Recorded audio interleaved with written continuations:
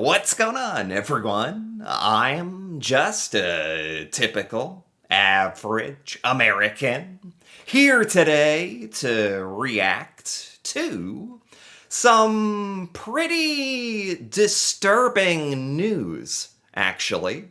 If you're American, like me, but I mean, this is actually pretty good news if you're Canadian.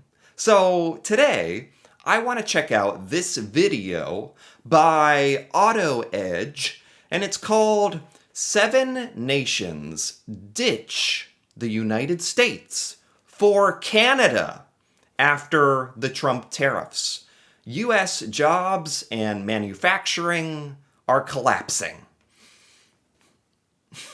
Well, isn't this just kinda the consequences of our own actions, isn't it? I mean, and to be honest, is it just me, or has it become very difficult to keep up to date with the whole tariff situation and what the policy is?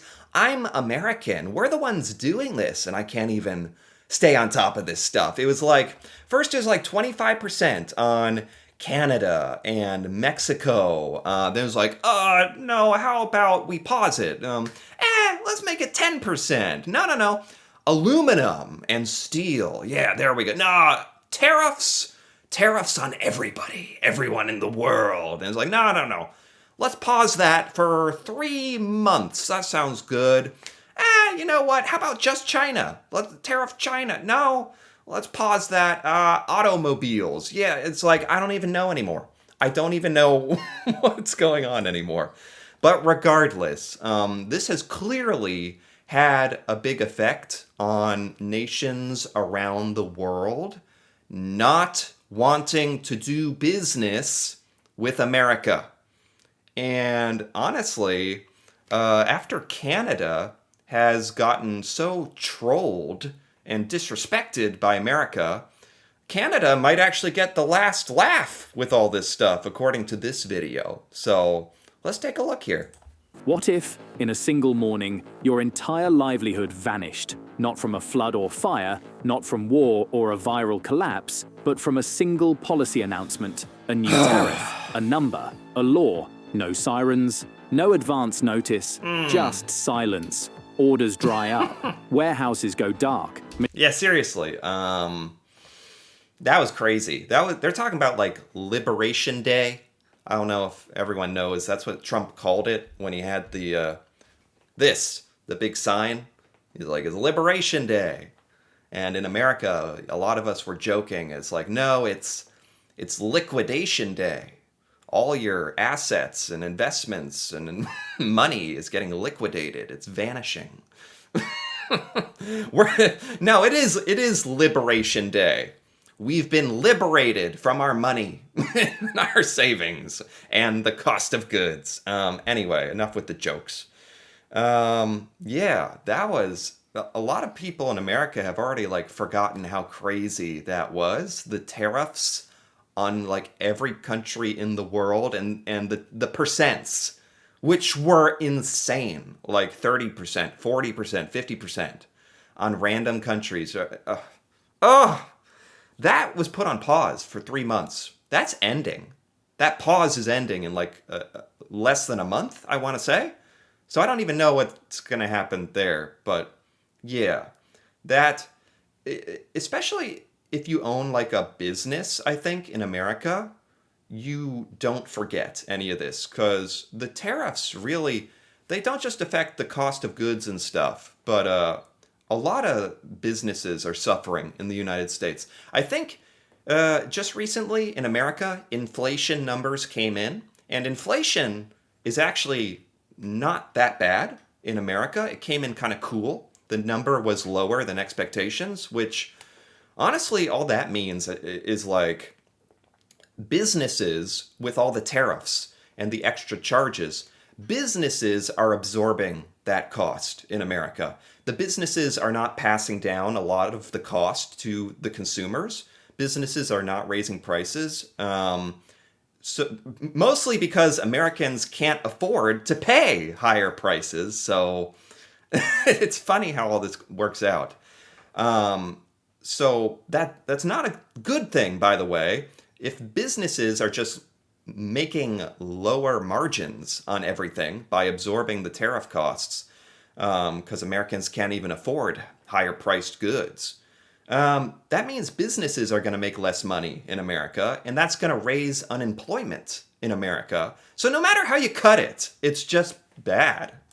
Machines idle mid-assembly. Your factory floor suddenly feels like a graveyard. This was the shock that rippled across the globe in early 2025, when the United States slammed its trading partners with a sweeping series of tariffs, Yes. some as high as 35%. Yeah. Whole supply chains froze. Industries held their breath. And while Washington was building walls, Ottawa opened its doors. In the chaos, Oh. something unexpected happened. 7 nations, economic powerhouses, resource giants, clean tech innovators, did not wait. They turned. And they found Canada. I mean, it's so crazy because this is the kind of stuff we do not talk about here in the United States. And a lot of the news in the United States is it's not even that friendly towards Donald Trump and the American government. It's not even friendly. And still we don't talk about stuff like this for some reason. The ramifications, a lot of Americans really don't understand and don't think about the ramifications of these tariffs. Not the economics or the finances of all this. That's another thing that's causing pain. I'm talking about the damage to to America's reputation. And it appears Canada is really capitalizing on this damage to the American reputation by absorbing a lot of the, what are we talking about, like trade deals or like manufacturing deals that Canada is scooping up with nations that don't want to do business or have anything to do with America. That seems to be what we're getting at here. Before we continue, hit that like button to help us beat the YouTube algorithm and to show your support. It began in Germany. In the vast automotive hubs of Munich and Wolfsburg, engineers and managers woke up to a 25% tariff slapped on all vehicles and auto parts entering the United States. Right. And what we're going to be doing is a 25% tariff on all cars that are not made in the United States. If they're made in the United States, there's absolutely no tariff. We started off with a 2.5% base, which is what we were at. Years of carefully tuned transatlantic logistics unraveled in a matter of hours. No kidding. No kidding. Like there is stuff at work here, deals, decades in the making, supply chains that I can't even begin to understand how badly this was all messed up. At Summerch GmbH, 2,500 jobs hung in the balance. Orders from Detroit vanished. Forklifts stopped moving. But Berlin wasn't about to let its manufacturing backbone collapse. On February 14th, Germany signed a supplemental trade protocol with Canada. Well, Canada and Germany have officially signed a Wow. hydrogen deal. Prime Minister Justin Trudeau and Chancellor Olaf Scholz oversaw the signing in Newfoundland. Yeah. I mean, you better believe this stuff doesn't make American news. Nothing I've seen, really. I think I'm pretty indicative, like, I don't watch the news every day but I'm on the internet and stuff and looking at stuff, and I never saw anything about this. This agreement will kickstart a transatlantic supply chain for the green energy. Securing $10 billion in duty-free auto part quotas annually. And just like that, the flow reversed. Transmission Wow. casings once bound for Michigan were rerouted to Ontario. 70% of January's inventory was redirected in less than 3 weeks. GM Canada's Oshawa plant Wow. fired up additional lines. 350 workers were rehired. Canada is literally like benefiting off of America decline. American decline. I did not know about this, but it's like I can't even be mad. How can you even be upset? We did this all to ourselves. And after all the madness that we've done towards Canada, it's almost some kind of like poetic justice in a way. I don't want to see America fail. Like, I'm American. I live in America. I like where I live. I want to see America succeed, and I want to see it succeed by cooperating and benefiting other countries and having a good relationship with the world.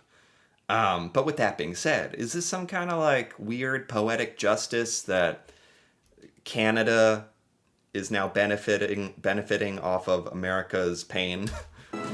Tonight, General Motors has announced it will lay off more than 1,300 employees in Michigan. Good evening. I'm Ann Emmerich. Wow. And I'm David Andrews. The layoffs are coming to GM's Orion Assembly Plant and the Lansing Grand River Assembly Plant. Wow. Before we find News 10's Jordan Burrell tonight. And Jordan, explain why these local workers will start the new year out of a job. Jeez. Hamilton's logistics sector added 200 warehouse jobs to manage the flood of redirected parts. Wow. German engineers recoded their ERP systems, relabeling shipments from Detroit to Toronto, Flint to London. But it wasn't just about survival, it was reinvention. You're taking our shipping crates. You give them back. I don't think it works like that. Oh my God. I really didn't know about this. In March, Intercon, a Franco-German wind turbine giant, signed a $1.1 billion deal to ship turbine components directly to Canada's hydroelectric sector. Oh, wow. Quebec's assembly yards began filling with nacelles stamped Made in Germany. Workers in Ontario loaded trucks to Windsor as German wind modules arrived by the ton. Oh, wow. Bavarian technicians ran new simulations, new logistics chains, new contracts. By April, what began as a disaster had become a strategy, reshaping the very definition of trade routes between Europe and North America. Yeah, not the reshaping that Americans really anticipated. Further north, Denmark faced its own reckoning. In Esbjerg, the coastal wind capital of Scandinavia, turbine blades sat idle, some as long as jetliners. A brutal 30% tariff from the US had cancelled orders in a flash. Yeah. Managers scrambled, projects were frozen, crews prepared for furloughs. Yeah, I didn't. The Liberation Day tariffs against the world thing, that was so short-lived. Like, I forget, it was like after a week that stuff was paused.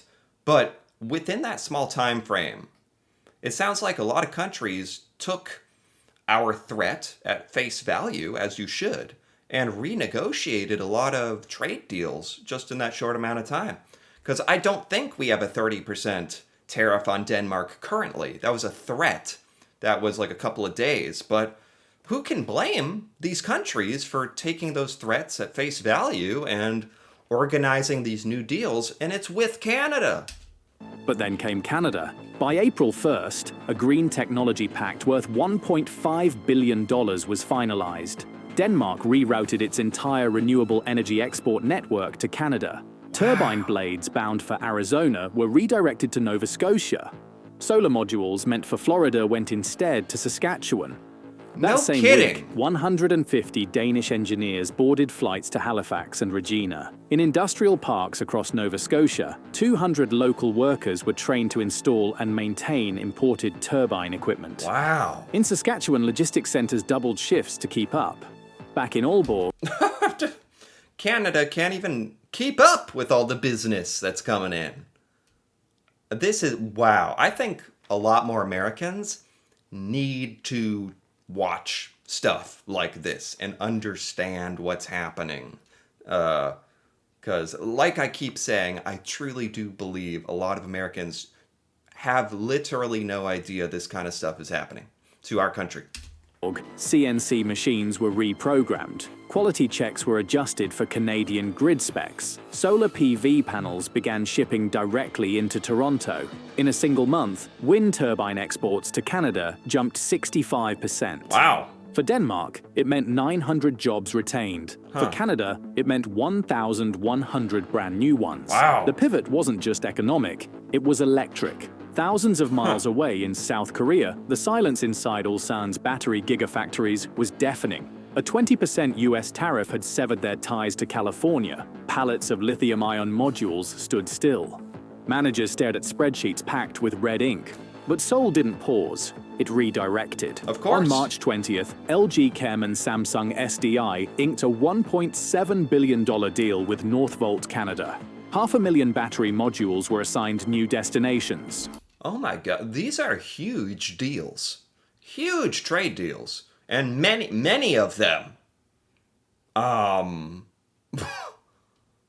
almost kind of speechless. Windsor, London, Hamilton. Packing crews worked double shifts. Labels that once read Los Angeles now read Ontario. Literally the America label. They're taking out their Sharpie and they're scratching it out, probably kind of aggressively too. And it's all going to Canada. By mid-May, 2 Canadian facilities each added 350 technicians trained in the precision assembly of Korean battery packs. Not to mention all the jobs.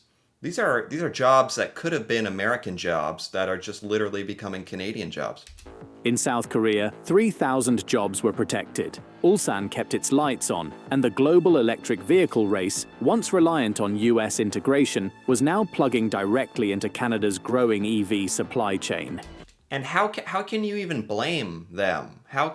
As an American, how can I even be mad? Like, this is about your own self-preservation and South Korea and their battery plant surviving. And a lot of it is a lot of companies and countries are realizing it's just not worth it to deal with the unpredictability of the United States and not having any idea what's going to happen next, let alone what has already happened. But who would want to do business in that way, having literally no idea what's going to happen next to the tariffs and the fees and the everything? In Lyon, France, the mood was tense. At a facility producing hydrogen electrolyzers, machines capable of converting water into clean energy, orders had dried up. A 30% US tariff had brought production to a halt. Hundreds of millions in deals were gone overnight. But France moved quickly. By April 3rd, it had signed a $1.2 billion hydrogen infrastructure pact with Canada. I didn't know Canada was so quick. You guys didn't waste any time, did you? Or maybe these countries went to Canada with, agreements and negotiations, but Canada wasted no time to pick up the slack that America totally dropped the ball on. $800 million in electrolyzers were set to flow into Quebec and Ontario. At the same time, a turbine manufacturer in the Paris region committed $400 million worth of wind systems to a Nova Scotia coastal project.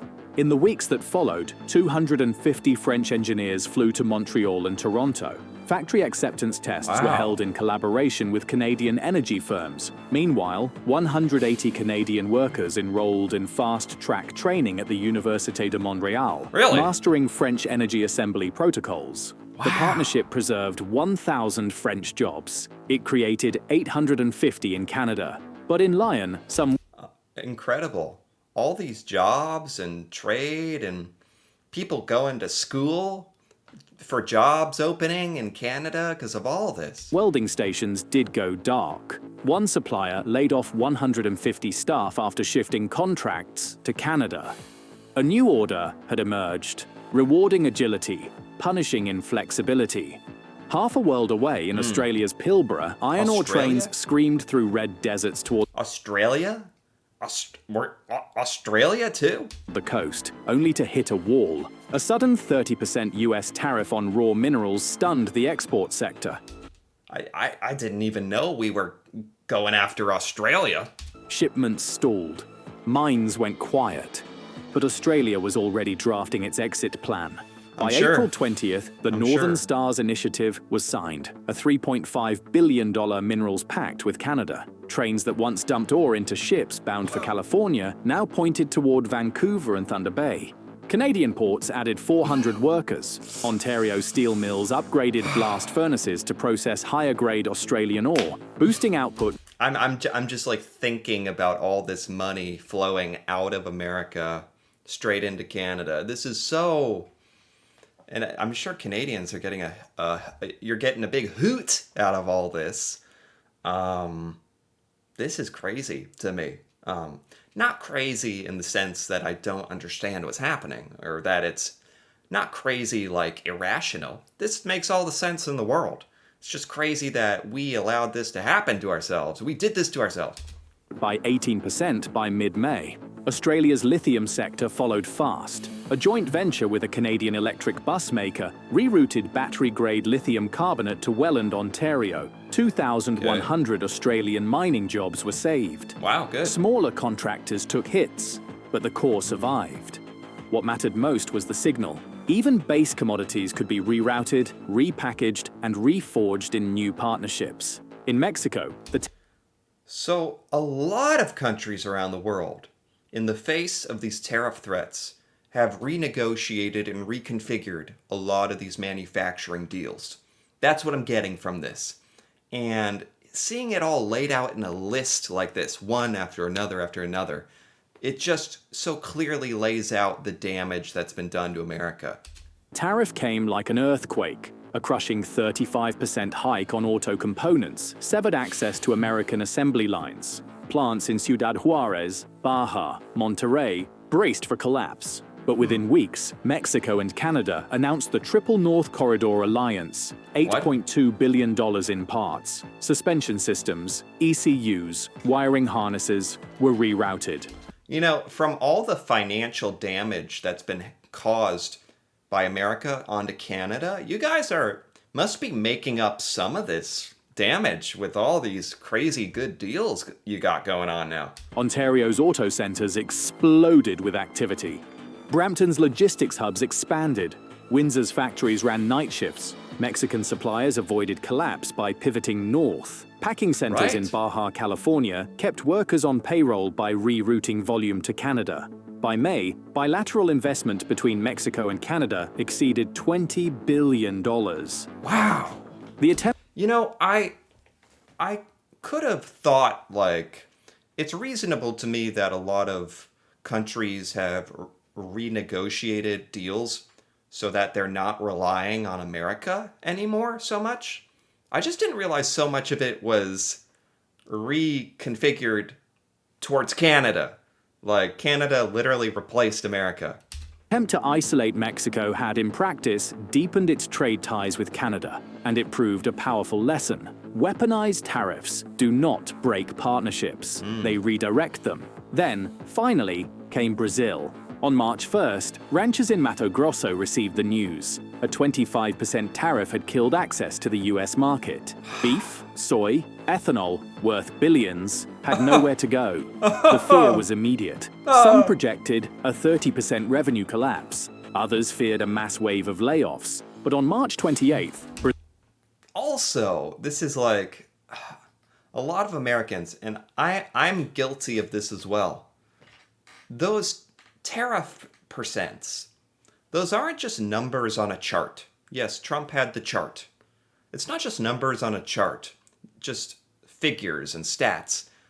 That had real detrimental, real world implications on those countries who probably freaked out and were like, what the hell is going on? What is America smoking?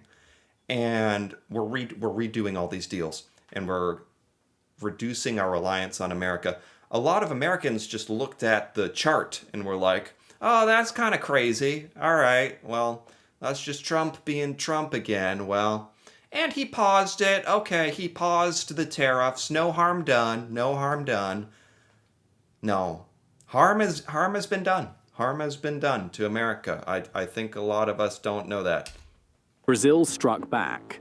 A $2 billion trade deal with Canada rerouted beef to Alberta and Manitoba, soy to Winnipeg and Saskatoon, and ethanol to Quebec. Agricultural leaders in Sao Paulo and Brasilia reorganized routes. 150 ranches began exporting cattle to Toronto area slaughterhouses. Oh, wow. 5,000 ranch jobs Even the cows, even the cattle deals are going to Canada. were saved. Soy producers outside Londrina secured credit lines from BNDES to expand output, adding hundreds of thousands in revenue per farm. Wow. Canadian meat processing facilities added 400 workers. Grain cooperatives hired 250. Wow. On May 10th, trade ministers from both nations stood shoulder to shoulder.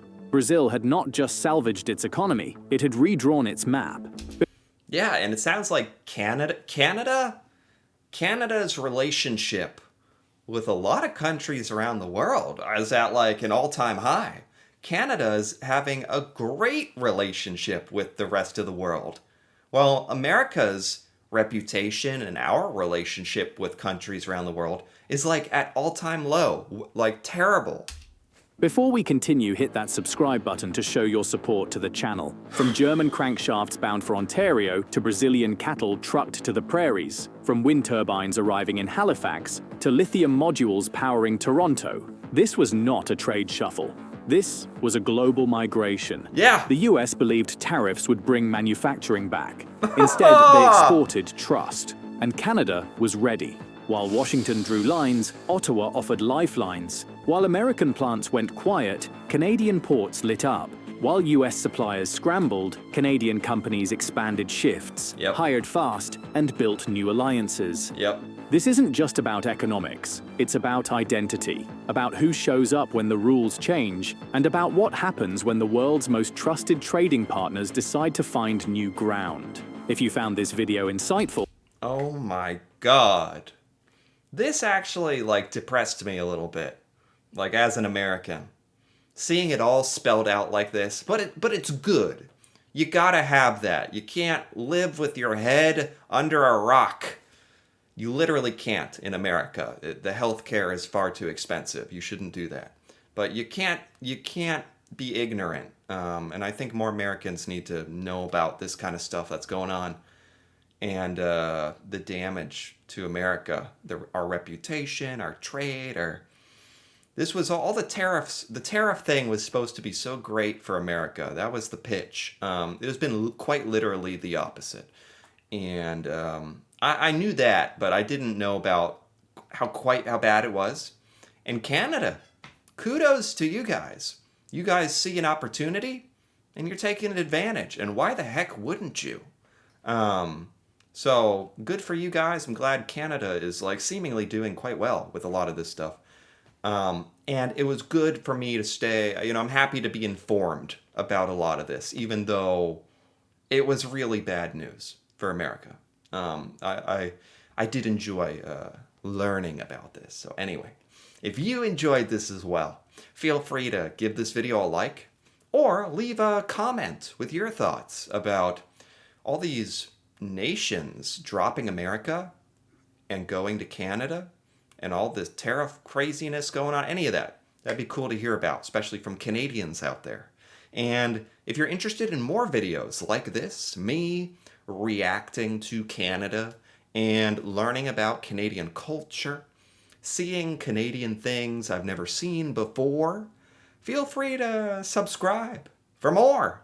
And until then, thanks for watching, and see you next time.